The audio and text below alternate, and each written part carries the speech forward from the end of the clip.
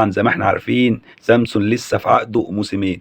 الزمالك بيحاول بكل الطرق ان هو يتخلص من هذا اللاعب، ولكن يعني هذا الكائن اللي يعني الله يسامحه اللي ابتلانا بيه مش موافق على كل الكلام ده، وعايز يمشي ياخد الموسمين بتوعه، وقيمة الموسم الواحد 700 ألف دولار. أنا مش عارف إزاي واحد زي سامسون ده ما عندوش فكرة عن الكورة يكون عقده في الموسم 700 ألف دولار، يعني بما يعادل 35 مليون جنيه.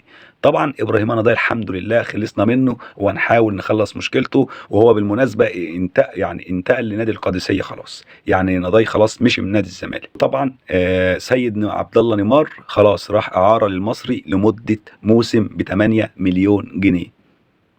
فانا شايف ان الزمالك ماشي بخطى جيده من اول محمد عبد الغني والسيسي ما مشيوا، وبعد كده رؤى، وبعد كده ابراهيم نضاي وياسر حمد اللي ربنا ما وفقهوش مع نادي الزمالك ومحمود علاء وكل اللعيبه اللي رحلت. انا شايف ان الزمالك مشى لعيبه وجاب لعيبه على مستوى عالي جدا، فان شاء الله الفتره القادمه نادي الزمالك في استقرار.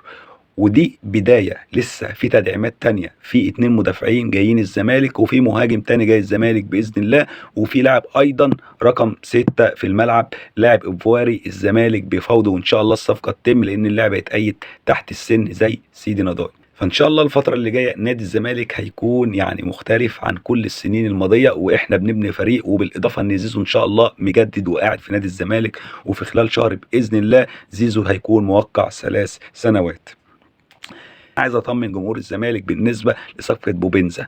صفقه بوبينزا الزمالك طالب فيها 10 مليون دولار تعويض، وان شاء الله ترسى كده على 2 3 مليون دولار، يعني هناخد بتاع 200 مليون او 150 مليون من لاعب كده مجرد ان انت تعاقدت معاه وهرب منك. فان شاء الله الزمالك هيعلمه الادب وهيعرف يعني ايه موقع مع نادي كبير. اللي بالمناسبه احمد شوبير اول مره نشوفه بيغطي الدوري الروماني ومنزل صوره بوبينزا ويقول لك اول تمرين لبوبينزا من مران الفريق مش عارف ايه الروماني. ما هتشوفوا حرب يعني جباره على نادي الزمالك يوم 27، وافتكروا هذا الفيديو